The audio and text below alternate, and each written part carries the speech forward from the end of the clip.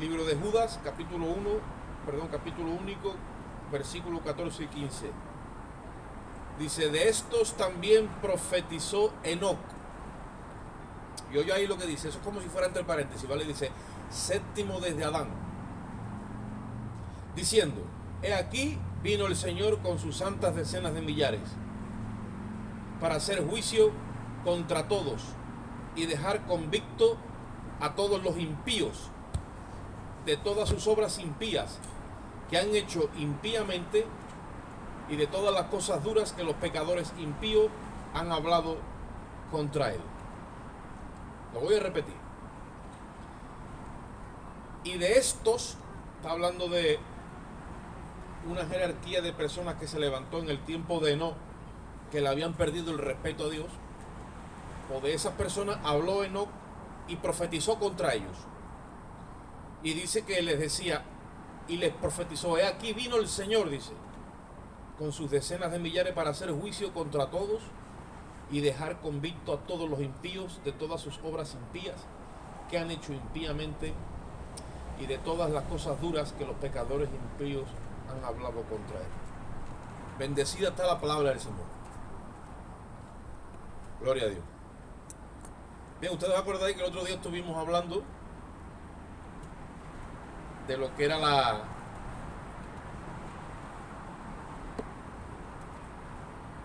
condición en la que muchas veces podemos estar delante de Dios sin saberlo, y que Dios permite que pasemos por aflicciones y por angustias, las cuales muchas veces no entendemos, y Dios permite que esas cosas lleguen a nuestra vida como una forma de curar nuestro alma. A nadie en su sano juicio se le ocurre meter en la mochila el ingrediente del sufrimiento. A nadie.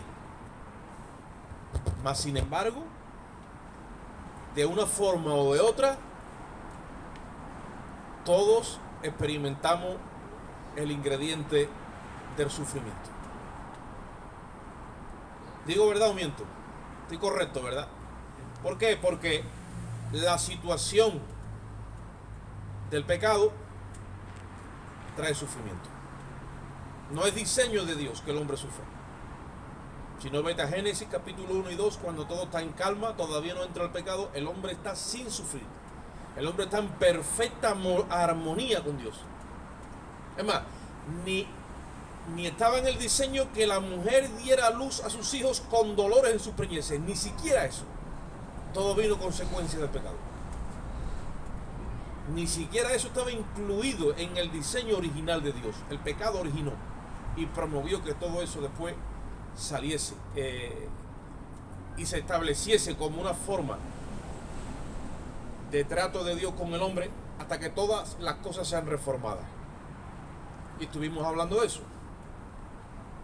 Pero hoy me ha venido al corazón hablar de esto, porque cuando Judas, este Judas que nosotros tenemos aquí, que hemos leído en la Biblia, ¿vale? Este no es Judas Iscariote, el que traicionó al Señor. ¿Saben que no? Ni tampoco es Judas Tadeo, otro que estaba en el grupo de los 12, que este no le traicionó, pero estaba con los 12. Judas Tadeo tampoco es ese. Es Judas, el hermano de sangre del Señor. Uno que cuando el Señor Jesucristo estaba ejerciendo su ministerio, él no creía que Jesús era el Mesías. Él no creía. Y Santiago, que es el que está en la epístola de más adelante, tampoco creía, porque también era hermano del Señor. Y cuando le vieron resucitado, es que ellos se convirtieron a Cristo. Y la epístola de Tiago o de Santiago y la epístola de Judas la escriben dos hermanos de sangre del Señor, que no estaban en el grupo de los 12, pero luego se convirtieron. Pues este Judas menciona a Enoc. Y este Enoc es el que nosotros hemos hablado otras veces, que antes de que vino el diluvio universal en los tiempos de Noé, este Enoc, dice la Biblia, que caminó con Dios. Y antes que viniese el diluvio, desapareció, dice, porque se lo llevó Dios. Es un tipo del arrebatamiento que la iglesia está esperando en el fin de los tiempos, por causa de la gran tribulación que está a punto de derramarse sobre esta tierra. La gran tribulación es un compendio de los 7 juicios de Dios establecidos en Apocalipsis y en otros libros de la Biblia, en los profetas, donde serán abiertos 7 sellos, se tocarán 7 trompetas, habrá 7 truenos, pero de eso no hay revelación de lo que va a pasar, y se derramarán 7 copas. Antes de que todo eso suceda, la iglesia será llevada de este mundo a la presencia de Dios. Y lo mismo sucedió en el principio. Dios estableció que iba a traer juicio sobre la tierra, se arrepintió de haber creado al hombre, porque todo el continuo que tenía en su corazón era el mal, y dijo: raeré de la faz de la tierra toda carne. Pero como este hombre caminaba con él, dice la Biblia que se lo llevó Dios. Pues este hombre, hay una referencia en el Nuevo Testamento, tanto en el libro de Hebreos como en el libro de Judas, y la epístola de Judas es la que nosotros hemos citado. Dice Hebreos 11:5, dice: por la fe Enoc fue traspuesto para no ver muerte, y no fue hallado porque lo traspuso Dios, y antes que fuese traspuesto, tuvo testimonio de haber agradado a Dios. Entonces, Enoc fue un hombre que anduvo con Dios. ¿Y qué es lo que Enoc anduvo haciendo que fue del agrado de Dios? Este hombre fue un hombre que dentro de su ministerio, dentro del ministerio que él ejerció como un profeta, dice que profetizó contra toda aquella generación que empezó a perderle el respeto a Dios.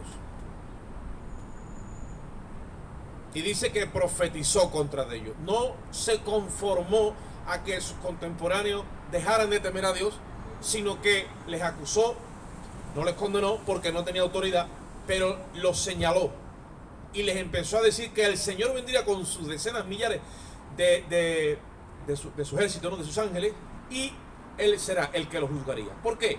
Porque esta gente empezaron a hablar impíamente, dice la palabra, ahí lo hemos leído, que es la palabra clave en un solo versículo: dejar convicto a todos los impíos de todas sus obras impías que han hecho impíamente, y de todas las cosas duras que los pecadores impíos han hablado contra Dios.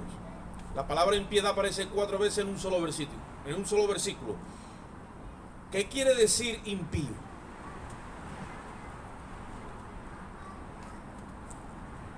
O mejor dicho, vamos a buscar el opuesto. ¿Qué es pío?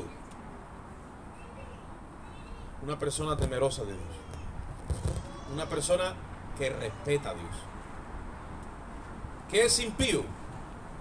Una persona que le pierde el respeto a Dios. Entonces aquella generación andaba con Dios. Si tú te vas al primer capítulo de Romanos, dice que en el principio todo el mundo le glorificaba a Él como Dios, pero que llegó un momento donde se envanecieron sus propios razonamientos, dice, y empezaron a darle culto a las criaturas antes que al Creador, y le empezaron a perder el respeto a Dios. La primera ola de ateísmo dentro del marco bíblico no es lo que nosotros vemos ahora, que hay ateos por donde quiera. Vino antes del diluvio, y empezaron a dejar de honrarlo al Creador, y empezaron a darle culto a las criaturas antes que al Creador, dice la palabra en el libro de Romanos. Lo habéis leído, ¿verdad? Desde entonces ya los hombres le dieron la espalda a Dios, y en medio de esa generación estaba Enoc. Dice la Biblia que por eso Dios los entregó una mente depravada para hacer cosas que no convienen.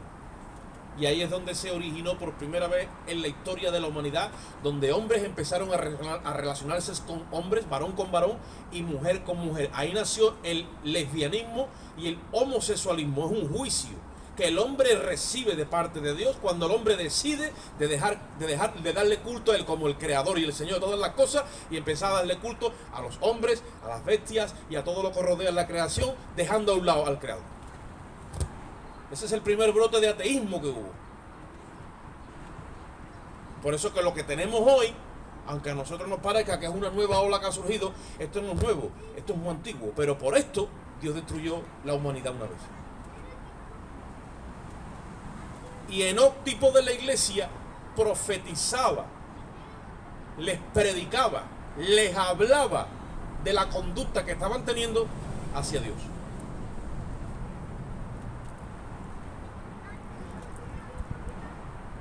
Una cosa son los pecados de la carne, o las obras de la carne, que nosotros las conocemos porque están escritas en el libro de Gálatas capítulo 5 y versículo 16 en adelante. Manifiestas son las obras de la carne, como dice la palabra. Y ahí viene una serie, una reta, la obra de la carne. Pero cuando el hombre en su corazón comete el pecado de sacar a Dios y de borrarlo de la existencia para no darle explicaciones en su conciencia, eso no es un pecado de la carne. Eso viene de algo más profundo que de la carne. Viene de su espíritu. Por eso es que tú puedes ver a personas hoy día donde aparentemente tienen una apariencia de gente moderada, gente buena, gente respetuosa, gente que tiene estudios, gente que tiene de eso, y después lo profundo de su corazón profesan abiertamente que Dios no existe.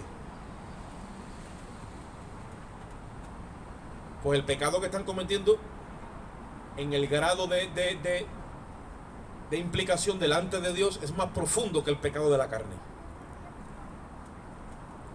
Y por eso que cuando Jesús vino y empezó a exponer el mensaje del reino, ¿quién eran los que seguían a Jesús? Porque le seguían los pecadores, pero era gente que eran los que pecaban en la carne, pero cuando escuchaban el mensaje se arrepentían y sabían que había un Dios en los cielos y que estaba dispuesto a perdonarlos. La soberbia no se enseñoreaba de ellos, ni el engrandecimiento, ni se enorgullecían en sus propios pensamientos, ni se envanecían.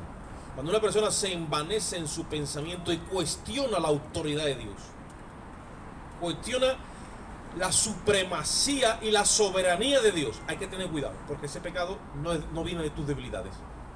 Tu mente está afectada por un ente superior que está cuestionando a Dios. Y ahí hay una contaminación que es espiritual. Yo no sé si yo llego a expresarme en esta mañana. ¿Ustedes saben cuál fue el primer ser que cuestionó la autoridad de Dios? Lo sabéis, ¿verdad? El pecado de ese no fue que se debilitó y cayó en adulterio. Primeramente porque no andaba en carne. Era un ser que dice la Biblia que era perfecto en todos sus caminos. Un ser de luz, un ser celeste. Y que estaba considerado en la jerarquía del reino. Era un querubín protector. Mas sin embargo, dice la Biblia, se halló maldad en su corazón. Y fue el primer ser en la historia de la existencia de la creación que cuestionó la autoridad suprema de Dios. Y empezó a apasionar y a codiciar y a avariciar. ¿Qué se sentirá? Que todos te adoren. Ser tú el centro de algo. De ahí viene el pecado del orgullo original. De hacer creer al hombre que él es el centro de su vida, cuando el hombre fue creado dentro de un diseño que Dios iba a ser el centro de su vida. Y ahí fue donde la serpiente, usada por Satanás, escupe esa sospecha acerca de Dios para que el hombre sea su propio Dios y sacar a Dios de su vida y presentarle un plan de independencia.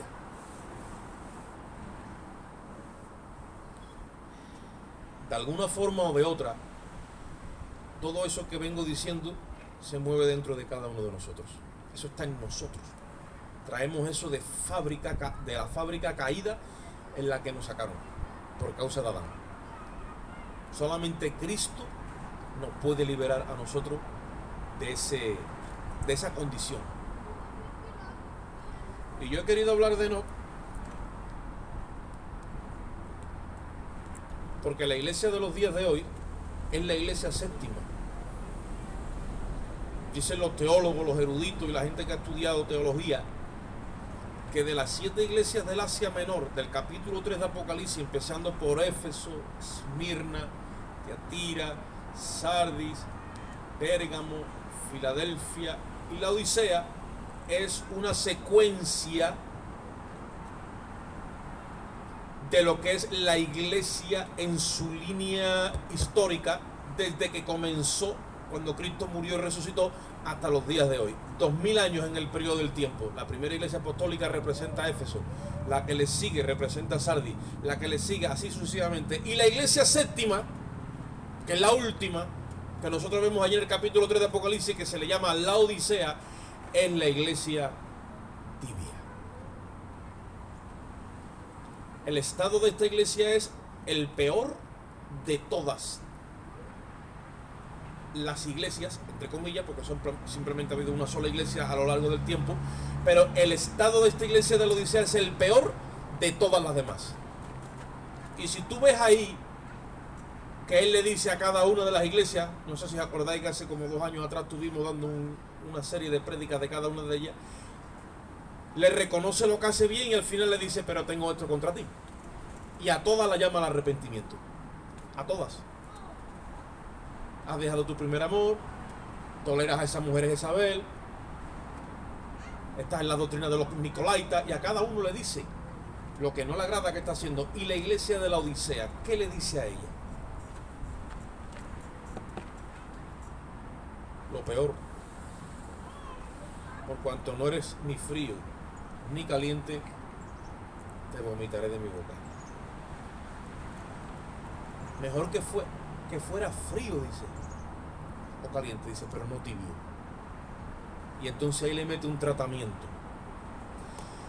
La última iglesia que va a pisar esta tierra tiene el perfil de la Odisea. O sea, es una iglesia que ha caído en tibieza, que a pesar de todas las situaciones que ha heredado de las otras, como aquí muchas veces hemos atacado y hemos denunciado el denominacionalismo y otras cosas, aparte de eso, con toda la tecnología nueva que se ha levantado, toda esta inteligencia artificial que tenemos metida en estos aparatos, y por ahí para abajo podría decir muchas cosas, esa iglesia se ha vuelto tibia, pero esa es la iglesia séptima.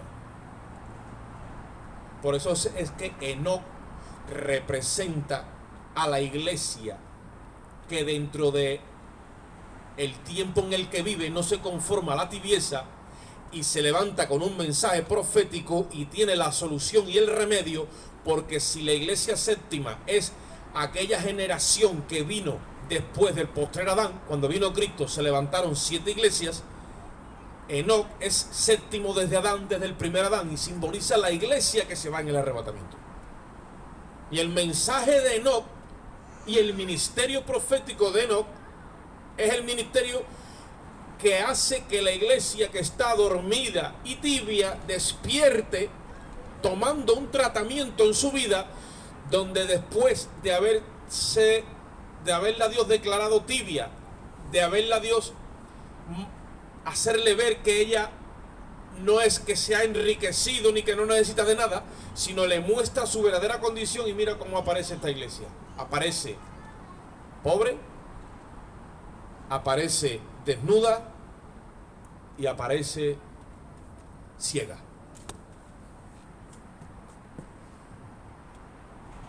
Enoc es el representante del creyente lleno del Espíritu en medio de una iglesia tibia, con un mensaje fuerte hacia los tibios, señalando su impiedad y su falta de respeto hacia Dios.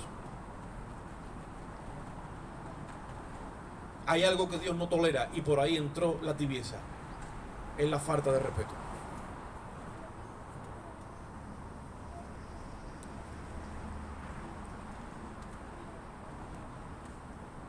Tenemos que empezar a analizarnos a nosotros mismos por el Espíritu para ver qué actitudes y qué conducta hemos tomado nosotros delante de Dios.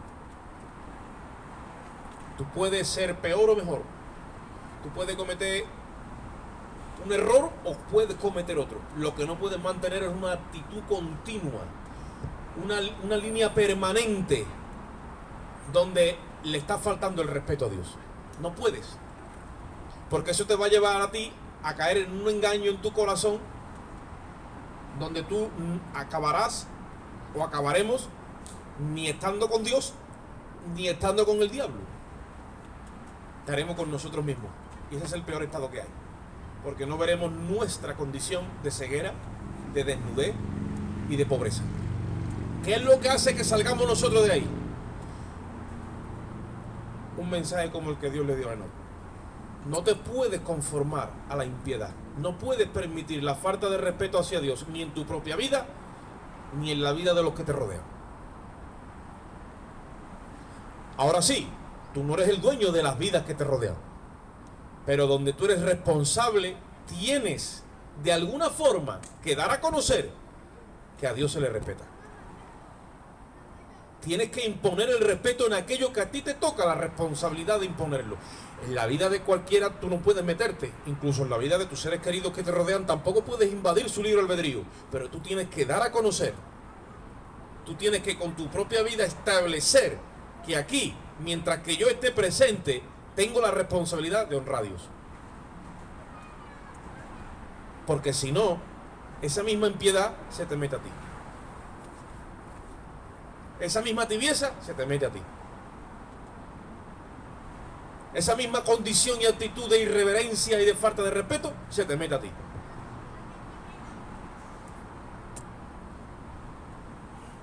Hay gente que oraba a Dios todos los días y llega un momento que ya no ora todos los días. Hay gente que lee la Biblia todos los días y ya no la lee todos los días. Y va poco a poco eso en decadencia. Y llega un momento que si oraba todos los días puede llegar a una condición que ya ni ora ni para dar las gracias por los alimentos. Y eso es que se va filtrando en el corazón. O porque estamos rodeados de personas que ni conocen a Dios, ni honran a Dios, ni temen a Dios, y nosotros acabamos agradándolo a ellos antes que a Dios. También. Y no le vamos a imponer a ellos que honren a Dios, porque no le conocen, pero yo lo voy a honrar. Ese era Enoc. Ese era Enoc.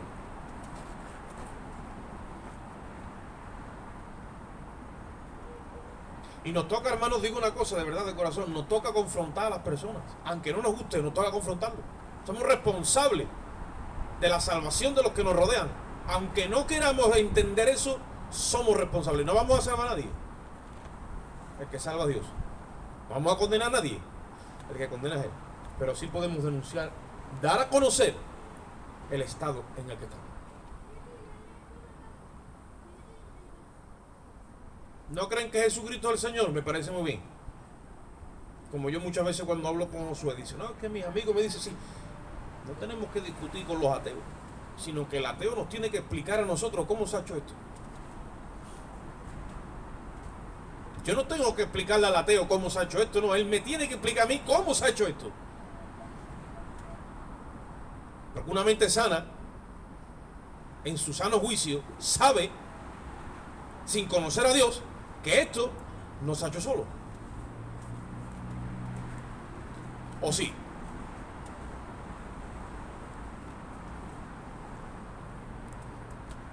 Porque tú al ateo le dices, ah, vale, ya que yo sé que tu casa se ha hecho sola y todas las cosas que tú tienes se han hecho sola. Y dice, no, eso no se ha hecho solo, eso lo ha hecho alguien. Ah, eso sí.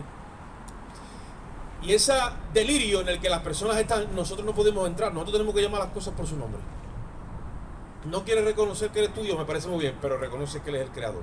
Porque dice la Biblia que lo invisible de Él, su eterno poder y su deidad se hace claramente visible por medio de las cosas hechas. De modo que no tienen excusa. ¿Sabes lo que quiere decir eso?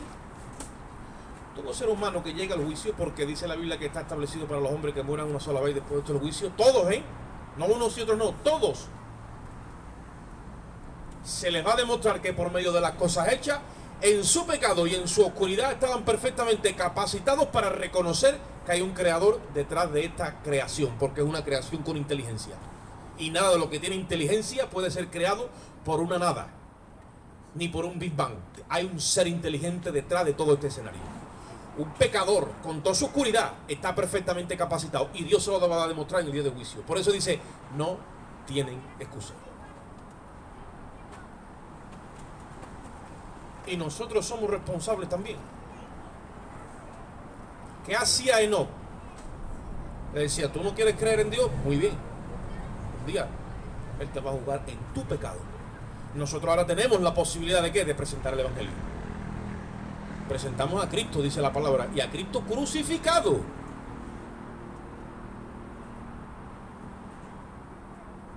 Y ahí está Jesús callado, Dice que fue llevado como oveja, que es llevado al matadero. Y dice que pasa, no abrió su boca. Jesucristo se hizo responsable de todos nuestros pecados. Tomó esa responsabilidad en el amor que nos tiene. El primer Adán no nos pudo dar descendencia. La herencia que nos ha dejado es muerte. Pero el postrer Adán nos ha redimido. Él es el pariente cercano. Como en Israel, cuando un hombre no le daba prole a su esposa porque moría, había obligación de que su hermano de sangre tenía que aceptar a esa mujer como esposa y seguir el linaje y darle prole. Adán no nos dio prole, pero Jesucristo sí nos ha dado prole y nos ha aceptado como nuestro pariente cercano. Él se ha hecho responsable de que nosotros éramos estériles delante de Dios, no dábamos fruto ninguno de justicia, ni fruto de arrepentimiento, ni fruto de nada. Éramos como árboles sin fruto.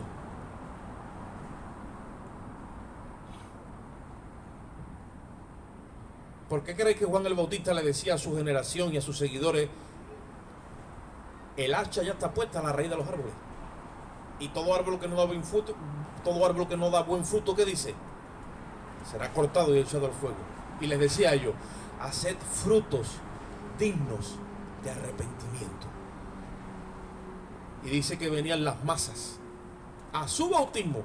Y Juan el Bautista, lleno del Espíritu Santo, con el discernimiento, mira, un Enoc, ahí antes de Cristo, diciéndole a las vidas: ¿tú qué te vas a bautizar?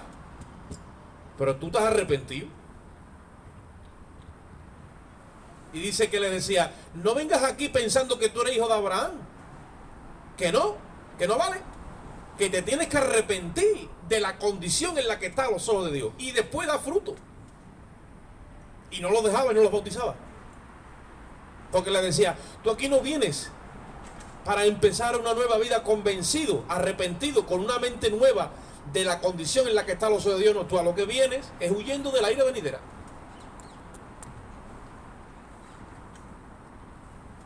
Hay gente que piensa que porque aceptó a Jesucristo hace un año, 2, o 10, o 15, o 30, lo que sea, hizo una oración por el Señor, ya eso es como que me saca una póliza de seguro para no irme al infierno. Me han dicho que toca aceptar al Señor y está así, pero no había un arrepentimiento ahí. No ha habido una obra del Espíritu Santo ahí. Yo estuve bastante tiempo con mis hijos mostrándole unas cosas por la Biblia, digamos el esqueleto o la columna vertebral del trato de Dios. Una persona que no viene a Dios o a Cristo, en este caso, convencida de pecado, de justicia y de juicio, no ha podido arrepentirse de sus pecados. Y el que no es arrepentido ni convencido, no se abraza a la cruz, ni tiene la experiencia del nuevo nacimiento. Hay que venir ahora como en medicina y como los doctores en medicina, mirando el corazón de cada uno y metiéndolo por la palabra a dónde ha fallado el diseño, porque tenemos a gente que no ha entrado por la puerta. Y dentro de la casa están confundidos, por eso que no pueden ni honrar ni respetar a Dios. Le faltan el respeto, hay una irreverencia total.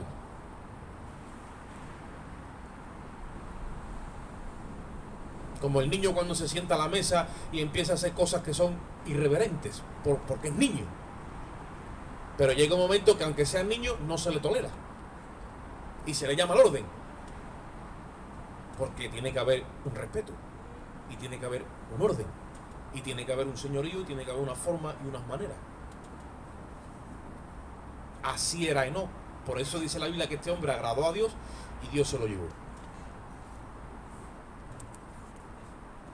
Enoc simboliza, según Apocalipsis, que es la iglesia séptima a la que Dios le da el remedio y el tratamiento de Dios. Enoc simboliza el remedio y el tratamiento de Dios para la iglesia tibia, reconduciendo de nuevo a la iglesia hacia una convicción de pecado, de justicia, de juicio, de arrepentimiento y de fe en el sacrificio.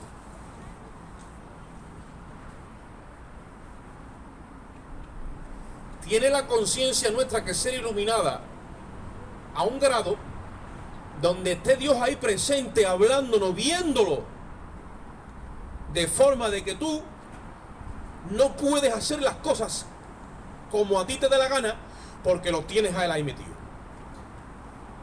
Crear conciencia de Dios. Lo único que crea conciencia de Dios es la ley. Y es la que te testifica de parte de Dios. Hay gente en la iglesia que sabe lo que dice la palabra de Dios, pero en su conciencia no la tiene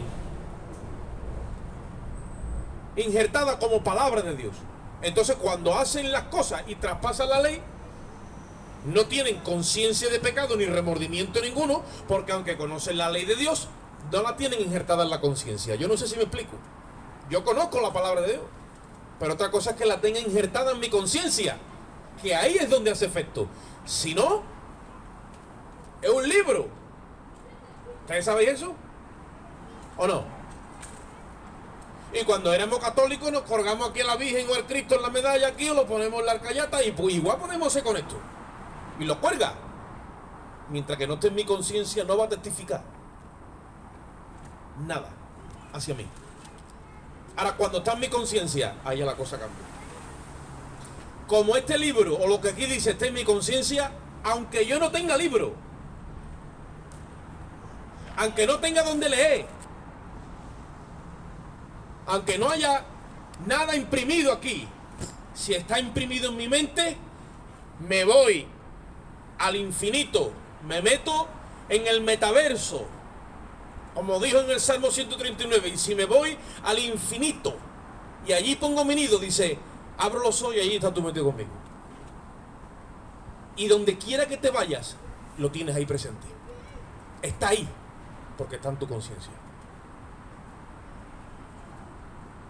A Lutero lo llevaron ahí al tribunal para que se retractara de sus escritos. En vez de hacerle un juicio justo, que él expresara lo que él estaba haciendo. No, te retractas o no te retractas, pero déjame que me exprese. ¿Usted se retracta? Entonces lo obligaron a expresarse en base a esa pregunta. Dijo, no me retracto porque no puedo, número uno, y dijo, y porque no quiero. Y ahora voy a explicar por qué no quiero. Dijo, porque mi conciencia está cautiva de la palabra de Dios. O sea, que yo aquí puedo hacer lo que ustedes queráis religiosamente para que me dejéis en paz y salga mi vida, pero yo luego me meto en un rincón y luego a quien tengo que darle explicaciones a él. Y eso le pasaba a Enoc. Y llegó el momento que se paró firme. Dice, yo no voy yo no voy a pecar contra Dios porque ustedes no queréis reconocerlo. El que no quiere reconocer a Dios en su conciencia, allá él con su conciencia. ¿No se suele decir eso? Allá tú con tu conciencia. Pero como se te meta a ti en la conciencia, tú tienes que dar cuentas a Dios. Y esa es la transformación real. Oye esto, del crecimiento de la iglesia. La iglesia tiene un llamado a crecer hasta la estatura de un varón perfecto. ¿Qué crecimiento es ese? No es carnal ni es humano. Ni crecer, que vamos aquí a levantar un megatemplo y aquí van a venir millones de villas. Eso no es el crecimiento. Es crecer hasta la estatura de Cristo, es tener la mente de Cristo, es ser consciente en todo momento de la voluntad de Dios en mi vida. Tú tienes que saber cuál es la voluntad de Dios en tu vida, en tu casa, como esposo, si eres como esposa, la relación más íntima que existe, y el respeto conyugal que debe de haber. Tienes que tener en el ámbito siguiente la relación filial, y en todo tú tienes que dar cuentas a Dios. Porque para eso Dios te creó y te salvó y te plantó, para que dé fruto. Y para que tu fruto permanezca. Entonces la iglesia ha empezado a dejarse de llevar, a entrar en una tibieza, como le dijeron a los fariseos del tiempo de Juan el Bautista. Dice, no, párate, escúchame, párate de, porque este está aquí dando voces, vamos aquí ahora. No, tú eres hijo de Abraham, tú has aceptado al Señor, tú eres un miembro de la iglesia, ya está. No. O como otra versión que hay que dice, yo soy rico, yo no tengo necesidad de dar ninguna explicación delante de Dios porque Jesucristo me ha salvado. Hay parte de verdad y está correcto en eso, porque eso es la justificación. Pero ¿y la santificación? Y ese proceso continuo donde el Espíritu Santo cada día se mueve en ti hasta que tú seas formado y tengan la imagen de Cristo. Ahí es nuestro libre albedrío el que está ahí metido. Ahí yo no puedo mirar para un lado. Ahí se me va a mí a demandar y a decir, bueno, ¿y aquí qué ha pasado? Cuando la iglesia se detiene en el proceso de la santificación, que es la obra del Espíritu en el corazón del Hijo justificado, creciendo hasta alcanzar el supremo llamamiento de Dios en Cristo, hasta que Cristo sea completamente formado en mí, cuando la iglesia se detiene en ese proceso, entra en tibieza. Se mete la religiosidad, se mete la comodidad, se meten las excusas, muchas cosas así, se detiene el proceso. Dios tiene que venir entonces a romper. Te tiene que zamarrear. Te tiene que llamar al orden. Si tú ves el mensaje que Dios le da a la iglesia de la Odisea, después de decirle lo mal que está, le dice: yo reprendo y castigo, dice, a todos los que amo. Yo reprendo y castigo a todos los que amo. ¿Quién nos ha contado a nosotros que Dios no nos puede reprender ni castigar? ¿De dónde se nos ha metido esa fábula? Ese no es el Dios de la Biblia. El Dios de la Biblia, al que ama, lo reprende y lo castiga. Y lo amonesta. Porque lo ama. Dios no se conforma con tener hijos inútiles, hijos vagos, hijos zánganos, hijos que deshonran. Él no se conforma con eso. Eso a él lo afrenta. A eso a él le duele. Dios quiere tener hijos, como se suele decir, como Dios manda, con la imagen de Cristo. Entonces no se va a conformar el Señor a nuestra irreverencia. Estamos en una escuela hasta que entendamos, hasta que todos lleguemos a la unidad de un varón perfecto, a esa medida de fe. Ahora, ¿cuántas oportunidades te da? Ya, yo he perdido la cuenta conmigo, porque eso es un océano, pero sigue llamándote al orden. Sigue despertándote. Sigue hablando el Espíritu. Por eso dice: no apaguéis el Espíritu, no afrentéis al Espíritu, no contristéis al Espíritu, porque Él es el que testifica de parte de Dios. ¿Cuántos hermanos en la fe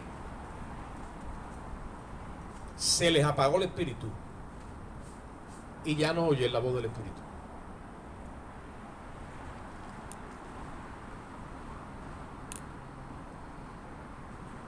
Lo que pasa es que poderoso es Dios y bueno para aquellos que se han quedado en el camino como apagados, por verlos a encender. Hay un versículo en Isaías que dice: no se apagará el pábilo que humeare. ¿Conocéis ese versículo, verdad? ¿Qué es el pábilo? Es ese humito que está saliendo para arriba después de una candela que había y que no es nada, es pura ceniza. Bueno, pues eso no se apaga. No se apagará. Donde hubo presencia de Dios, donde hubo una relación con Dios, donde hubo un primer amor, donde hubo un nuevo nacimiento, donde hubo una intimidad, allí vuelve el Señor. Es más, nunca abandona eso, pero tampoco se conforma a que eso esté hecho una candela hecha ceniza. Yo quiero que nosotros cojamos conciencia en esta mañana de eso. La iglesia tibia, en el tiempo de la Odisea, tiene que salir de la comodidad del sistema y borrar el patrón de su pensamiento y decir: yo soy rica y no tengo necesidad. ¿Sabéis lo que Dios le dice a esta iglesia? Dice: yo estoy a la puerta.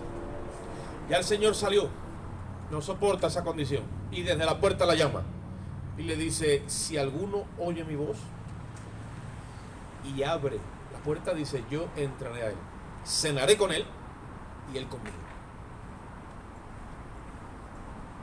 Ya es una condición donde la religión no puede estar entre tú y Dios, ni la hipocresía, ni la falsedad, ni la mentira, ni nada.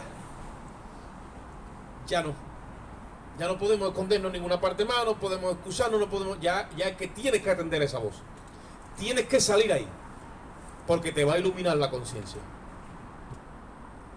Dice la Biblia que Cristo salió fuera del campamento para santificar al pueblo. En Hebreos capítulo 13 dice, salgamos pues a él y llevemos el vituperio. Lo que quiera que sea que tú y yo ahora mismo tengamos que pagar, el precio que haya que pagar para volver a oír la voz del Espíritu. Que yo me sienta justificado en mi espíritu, que yo me sienta que tengo vestiduras blancas, que tengo oro refinado, que soy rico de verdad, pero de verdad. Que veo con los ojos del entendimiento y no ando en una ceguera.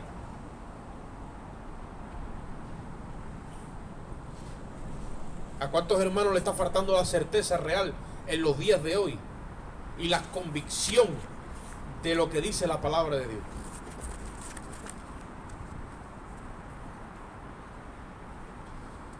Cantares capítulo 5 lo vamos a dejar ahí. Gloria a Dios. Voy a leerlo simplemente. La iglesia tibia, bajo un mensaje de reprensión, sale en busca de una relación, de esa relación íntima de comunión que tuvo con el amado de su alma, cuando descubre la seriedad del asunto de andar en pobreza, en desnudez y en ceguera. ¿Algún hermano aquí supongo que conocerá el libro de Cantares? ¿Sí o no? ¿Cantares quién lo escribió? Salomón. Ustedes saben que Salomón tuvo muchas mujeres, ¿verdad? Pues no halló a la que tenía, a la que su alma, el perfil, no encajó ninguna. A ver cómo es posible. ¿Cómo es posible? Y no la halló. Mas sin embargo, cuando escribe Cantares, ahí él revela un romance, una relación íntima que él tiene con una muchacha que él la llama la Sulamita.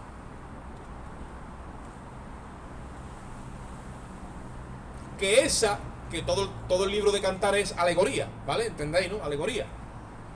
Esa es la que llena su corazón. Y con esa es con la que él intima y se siente completo.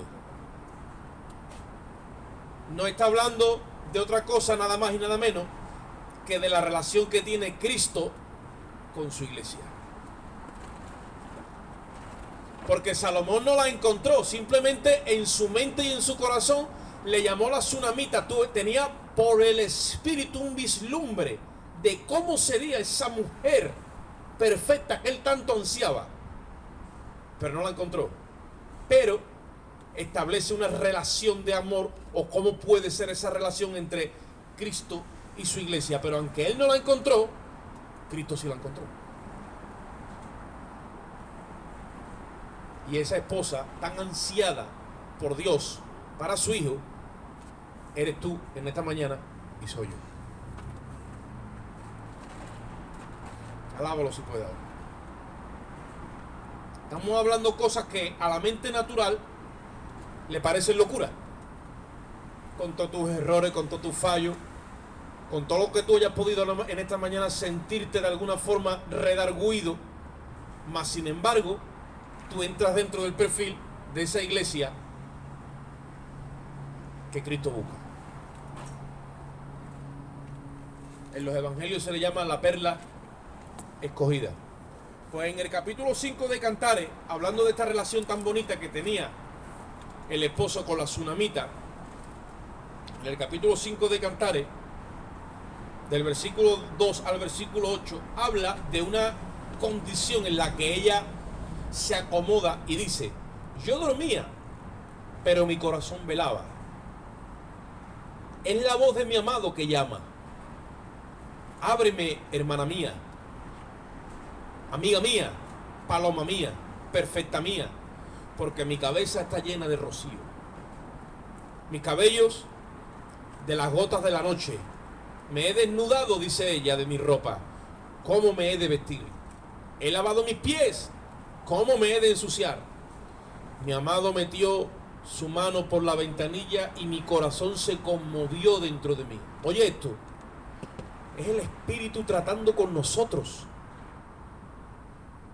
diciéndonos: te has acomodado como el que se acuesta por la noche y se pone el pijama y ya está calentito ahí metido en el sobre. Y ahora con el trabajo que ha costado de que tú coja ese calor y está ahí que calentito, ahora viene el Señor y me empieza a mí a inquietar con lo a gusto que yo estoy. Ahí empieza el problema. Cuando entramos en ese gusto de la carne y cogemos a Cristo y lo acomodamos, por poner un ejemplo, ¿no? En el culto del domingo lo acomodamos a una religión, lo acomodamos a una denominación o a un pensamiento que yo ya me he llenado de que Dios me ama y Dios es amor. Muy bien, ya está. Y de momento empieza el espíritu a inquietarme y yo lo resisto, porque ya he entrado en esa comodidad. ¿Cómo yo ahora voy a dejar todas estas comodidades? ¿Cómo yo ahora me voy a poner a seguir al Señor? ¿Cómo yo ahora voy a empezar a servir a Dios?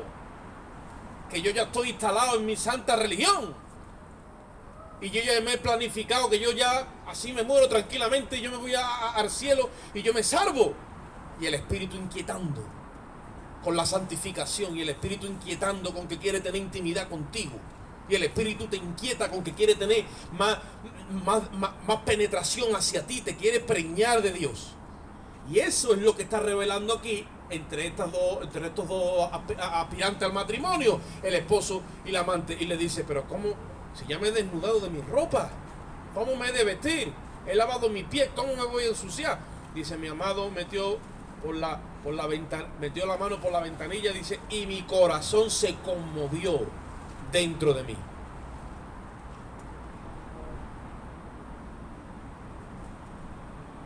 El único que conmueve el corazón del creyente y lo reprende hacia el pecado y le despierta, esas veces que muchas veces estamos como letargados, dice: yo dormía pero mi corazón velaba. Sí, pero estamos así.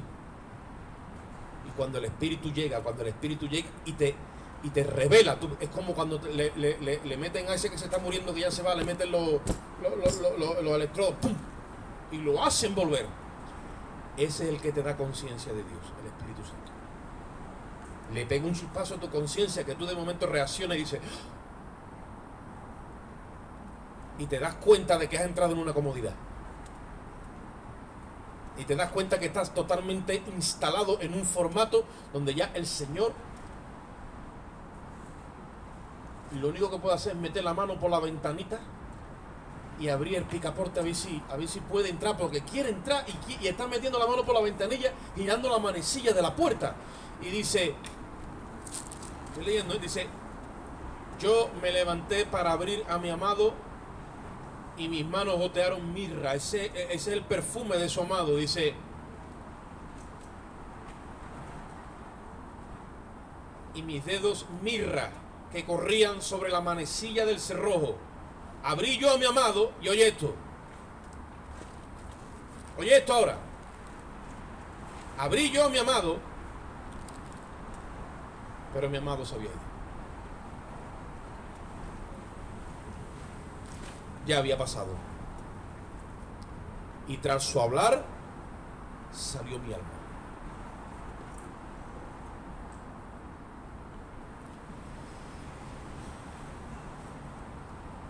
Lo busqué y no lo hallé. Lo llamé y no me respondió.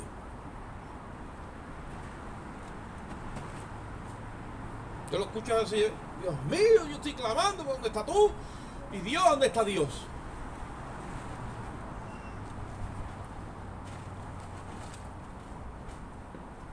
Y te encuentras testimonios dentro de la iglesia que te dicen muchas veces: ¿dónde está? O sea, el creyente diciendo: ¿dónde está Dios? Si Dios estuviera, ¿por qué está pasando lo que está pasando? Lo mismo que dice el impío, el irreverente, el que no respeta. Si Dios existe, ¿por qué entonces el mundo está como está? Eso es una de las excusas que tiene el mundo, pero eso lo dicen muchas veces ya. Porque yo lo estoy llamando y no me oye, yo lo estoy clamando y no me responde.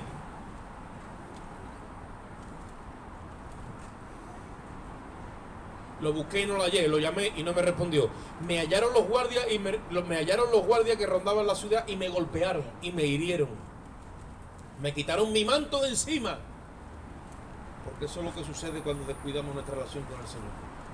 Al final, para colmo ya de males, llegan los demonios, que el Señor los reprenda, y empiezan a torturar tu alma por el descuido de la relación.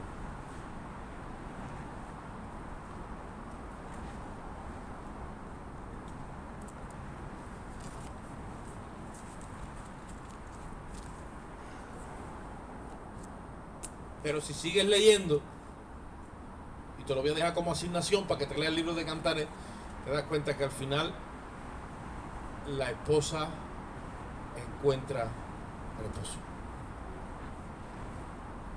Y ahora sale por ahí como las locas. ¿Habéis visto al amado de mi alma? ¿Habéis visto al amado de mi alma? Y dice que le dice la doncella, oye, pero ¿qué amado es este? ¿Tu amado que no es único? ¿No podrá tener otro amado? Y ella dice, no, como este no. Como este no. Ahora es que se acuerda, ¿ves? Muchas veces estamos bien y no nos acordamos del Señor. Y cuando nos viene el mal, dice, Dios mío. Y Dios tiene que permitir las aflicciones en nuestro alma.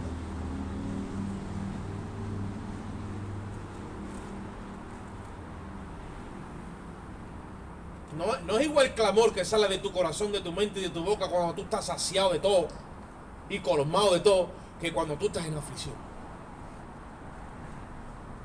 Dice el Señor, me buscaréis, pero me buscaréis de todo vuestro corazón. Y cuando me buscaréis de todo vuestro corazón, dice, entonces yo seré hallado. Ahí. Ahí.